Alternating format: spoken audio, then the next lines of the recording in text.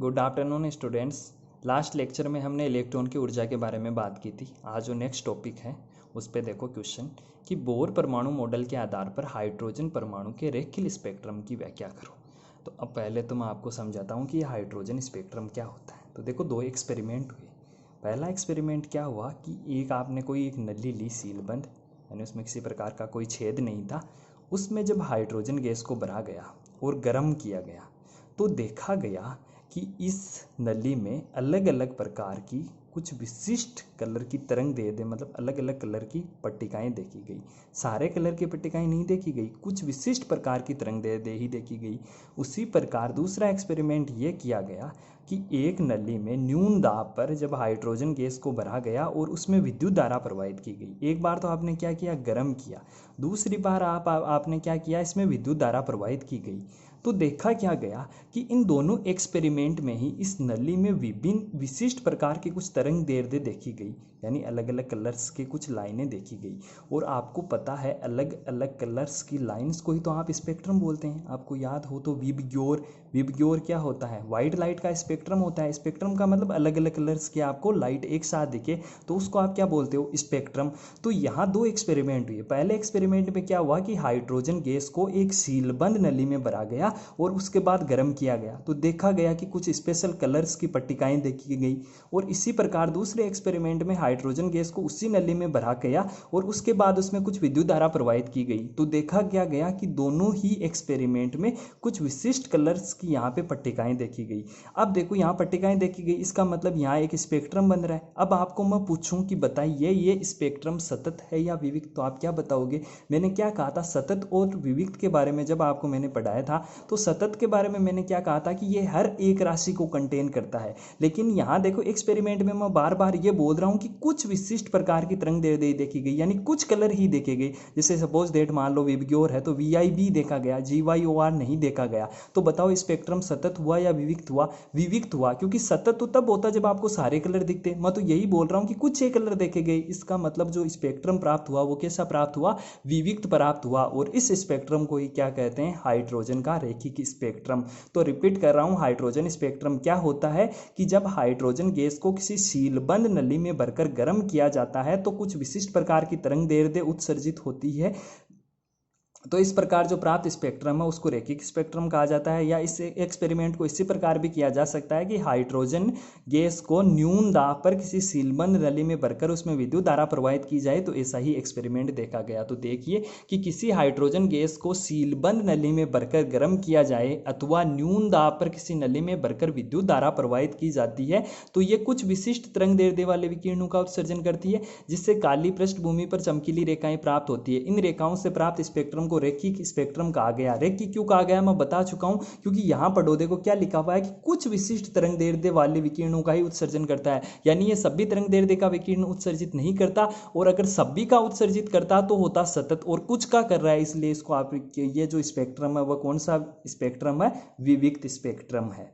इस रेखिक स्पेक्ट्रम में आपको पराबैंगनी क्षेत्र, दर्श्य क्षेत्र व अवरक क्षेत्र देखने को मिलता है तथा इस स्पेक्ट्रम में आपको 5 प्रकार की श्रेणियां मिलती है। उनका देखो मैं नाम बता रहा हूँ, लाइमन, बामर, पासचन, ब्रैकेट और फुंड।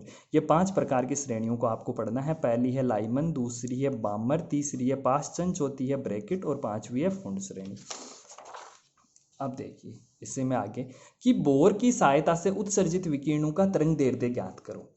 ठीक है, अब इससे में ये क्वेश्चन है कि बोर की सहायता से जो उत्सर्जित विकिरणों का है वो आपको क्या ज्ञात करना है, तरंग दैर्ध्य।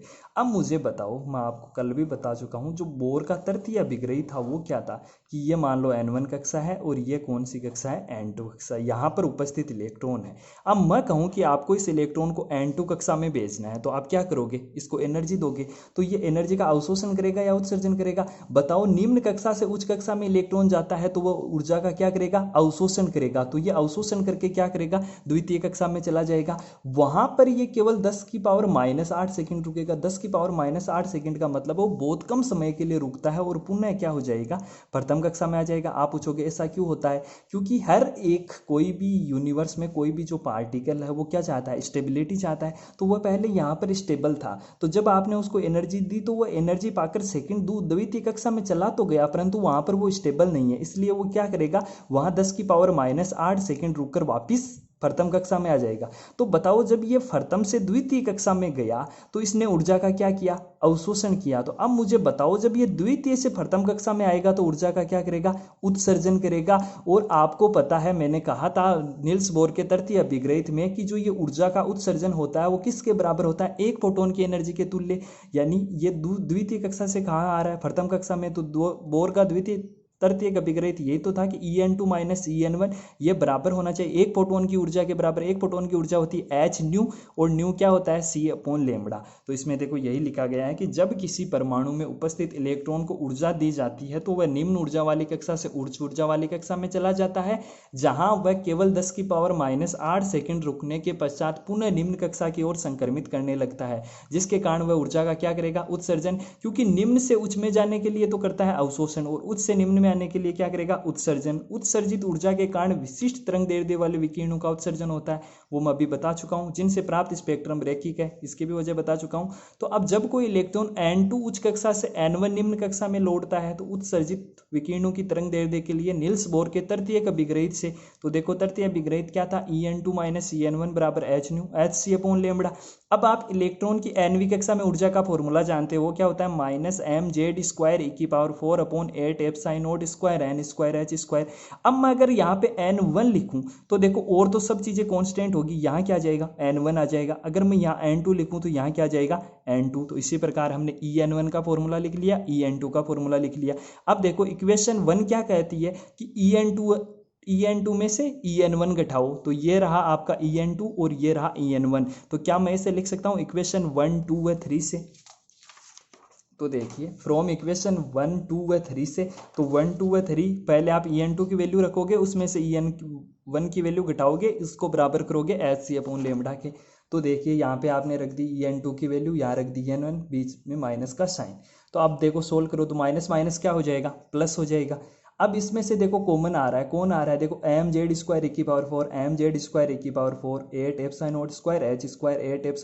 8f² इसको आप कॉमन ले लो। तो देखो ये प्लस का है 1/n1² और ये नेगेटिव का है, तो मैंने पहले प्लस वाला लिख दिया। तो 1/n1² minus 1/n2² is equal to hc/λ। अब देखो मैंने क्या किया, यहाँ hc से डिवाइड कर दिया, यानी पूरी समीकरण को hc से डिवाइड कर दिया। तो यहाँ पे भी आप hc लिखोगे, यहाँ पे भी hc लिखोगे, तो देखो hc से hc कैंसिल आउट, और यहाँ h² इंटू h क्यूब हो गया, h cube into c into 1/n1² minus 1/n2²। अब देखो ये जो वैल्यू है mz² e⁴ 8f²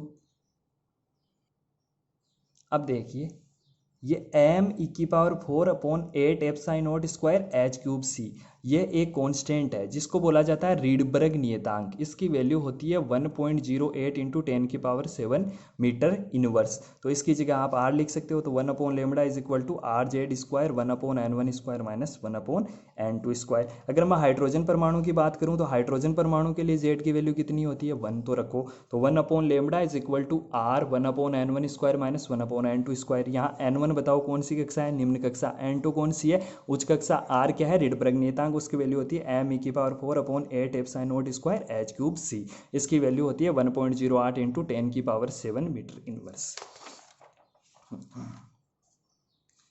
अब देखो जिन श्रेणियों की हम बात कर रहे थे, हमने 5 प्रकार की श्रेणियां देखी थी। तो नेक्स्ट हेडिंग है हाइड्रोजन स्पेक्ट्रम में प्राप्त श्रेणियां। तो देखिए यहाँ पे मैंने कक्षाएं लिख रखी है कि n=1, n=2, n=3, n=4, n=5 और यहाँ एनर्जी लिख रखी है। तो देखो E1 है -13.6, अब देखो E2 का मान है -3.4। अब ये कैसा है होगा मैं आपको बताता हूँ। तो मुझे बताओ En का मान क्या था, -13.6 Z² इलेक्ट्रॉन वोल्ट, यही था। अब देखो n की वैल्यू 1 पुट करूंगा, हाइड्रोजन परमाणु की बात करो तो z का मान तो 1 ही हो जाएगा, और n का मान अभी आपने 1 पुट किया तो 1 से 1 कैंसिल आउट। तो यहाँ क्या मान आ गया, -13.6। अब मैं द्वितीय कक्षा की बात करूंगा तो बताओ n का मान आप 2 पुट नहीं करोगे, 2 का स्क्वायर क्या हो गया 4, z का मान तो वही रहना। तो 13.6 में आप 4 का से डिवाइड करोगे तो आएगा -3.4। इसी प्रकार नेक्स्ट में कितने से डिवाइड करोगे, 3 रखोगे तो 9 से डिवाइड करोगे तो ये वैल्यू आएगी, और फिर 16 से डिवाइड करोगे तो ये वैल्यू आएगी।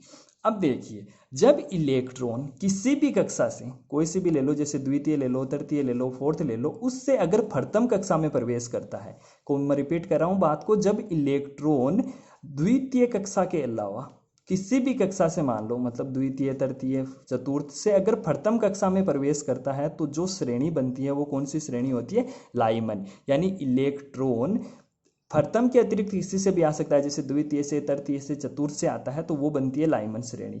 अब द्वितीय जो श्रेणी होती है वो होती है बामर श्रेणी। बामर श्रेणी कब मिलेगी? देखो, जब इलेक्ट्रॉन प्रथम के अलावा और द्वितीय में आ रहा है तो द्वितीय में तृतीय से, चतुर्थ से, फिफ्थ से, सिक्स से, सेवंथ से किसी से भी आ रहा हो, अगर वो द्वितीय कक्षा में आ रहा है तो वहां पे जो आपको श्रेणी मिलेगी वो कौन सी होगी? बामर। तृतीय में आ रहा है तो कौन सी श्रेणी बनेगी? पाषाण। चतुर्थ में आ रहा है तो कौन सी बनेगी? ब्रैकेट। और पंचम में आ रहा है तो कौन सी बनेगी? पुंड श्रेणी। तो इलेक्ट्रॉन अगर किसी भी कक्षा से प्रथम कक्षा में प्रवेश कर रहा है तो जो श्रेणी बनेगी वो लाइमन होगी, और द्वितीय में कर रहा है तो बामर होगी, तृतीय में कर रहा है तो पाषाण, चतुर्थ में है तो ब्रैकेट, और पंचम में है तो वो कौन सी श्रेणी बनेगी?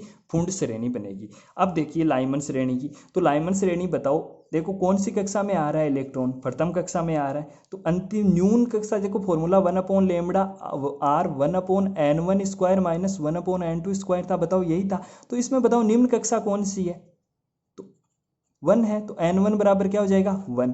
अब देखो n2 बराबर, मैंने क्या कहा था, इलेक्ट्रॉन कहीं से भी आ सकता है, आप 2 भी रख सकते हो, 3 भी रख सकते हो, 4 भी रख सकते हो, 5 भी रख सकते हो, 6 भी रख सकते हो। तो देखो कि जब किसी परमाणु का इलेक्ट्रॉन n2 बराबर 2, 3, 4 इनफाइनाइट से n1 बराबर 1 में गति करता है तो प्राप्त श्रेणी क्या कहलाएगी? लाइमन श्रेणी। अब यहाँ से एक बार कभी कभार क्वेश्चन पूछा जा सकता है कि ये कौन से क्षेत्र में दिखाई देती है? तो ये कौन से क्षेत्र में दिखाई देती है? पराबैंगनी क्षेत्र में दिखाई देती है। अब formula 1/λ is equal to R 1/n1 square minus 1/n2 square. बताओ लाइमन है तो n1 के लिए कितना रखोगे आप? 1, तो 1/1 स्क्वायर माइनस 1/n2 स्क्वायर।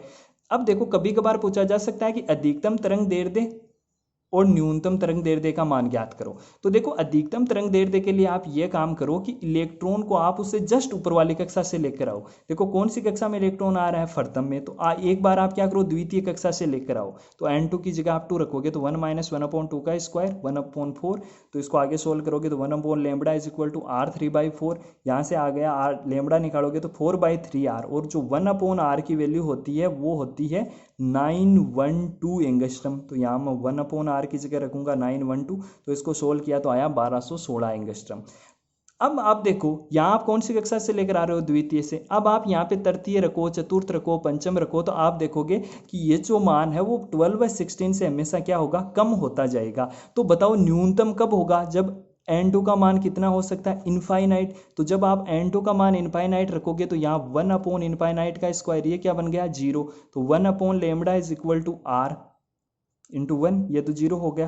तो यहाँ से लेमड़ा क्या हो जाएगा? 1/r, और 1/r अभी भी मैंने बताया कितना होता है? 912 एंगस्ट्रम। तो मिनिमम क्या आएगी? 921 एंगस्ट्रम। तो देखो अधिकतम तरंग दैर्ध्य की बात की जाए तो आपके जिस कक्षा की बात करें उससे जस्ट ऊपर वाली कक्षा से लेकर आओ, और न्यूनतम के लिए आप हमेशा कहाँ से लेकर आओगे? इनफाइनाइट के लिए। अब देखो ये जिस प्रकार आपने लाइमन श्रेणी पढ़ी है, हाँ देखिए जिस प्रकार आपने लाइमन श्रेणी पढ़ी है उसी प्रकार अगर मैं बामर के लिए पूछूं तो देखो लाइमन के लिए आपने क्या बोला कि n2 का मान क्या था? 2, 3, 4 से कहाँ आ रहा? 1 में। तो अब देखो बामर के लिए ये कहाँ से आ रहा है? 3, 4, 5 से आ रहा है। कौन से में आ रहा है? 2 में। तो देखो आप क्या लिखोगे कि इसमें n2 क्या हो जाएगा? 3, 4, 5 इनफाइनाइट से n1 क्या हो जाएगा? 2। ये कौन से क्षेत्र में पाई जाती है? ये दर्शक क्षेत्र में पाई जाती है। तो 1/n1 स्क्वायर, n1 का मान क्या है? 2, 2 का स्क्वायर 1/4 माइनस 1/n2 स्क्वायर। अब देखो आपको मैक्सिमम चाहिए तो मैंने कहा जस्ट ऊपर वाली से, यानी द्वितीय कक्षा में आ रहा है तो कहाँ से लेकर आओगे? तृतीय कक्षा से। जब आप इसको सोल्व करोगे तो आएगा 6563 एंगस्ट्रम, और मिनिमम के लिए कहाँ से लेकर आओगे? इनफाइनाइट से। तो ये वैल्यू क्या आ जाएगा? 3648। अब अगर मैं पाषाण की बात करूँ तो देखो पाषाण में कौन से पे आ रहा है? तृतीय कक्षा में। कहाँ से आ सकता है? चतुर्थ से आ सकता है, पंचम से आ सकता है, सिक्स से आ सकता है। तो देखो n2 का मान क्या हो जाएगा? 4, 5, 6 इनफाइनाइट से n1 कौन सी कक्षा में आ रहा है? तृतीय कक्षा में। तो 1/n1 स्क्वायर यानी 9 माइनस 1/n2 स्क्वायर। मैक्सिमम ये होगा, मिनिमम ये होगा। इसी प्रकार अगर मैं ब्रैकेट की बात करूं तो ब्रैकेट में देख लो, ब्रैकेट में कौन से आ रहा है? 5, 6, 7। तो यहाँ आप लिख दो 5, 6, 7 इनफाइनाइट से कौन से में आ रहा है? चतुर्थ में आ रहा है। तो 1/λ is equal to R 1/16 minus 1/n2 square. तो ये मैक्सिमम हो जाएगा, ये मिनिमम हो जाएगा। अगर मैं फुंड की बात करूंगा तो फुंड में देखो कहाँ कहाँ से आ रहा है? 6 से आ सकता है, 7 से आ सकता है, 8 से आ सकता है। तो 6th, 7th, 8 से कहाँ तक आ सकता है? 5 तक। तो 1/25 माइनस 1/n2 स्क्वायर, ये मैक्सिमम और मिनिमम वैल्यू। Thank you.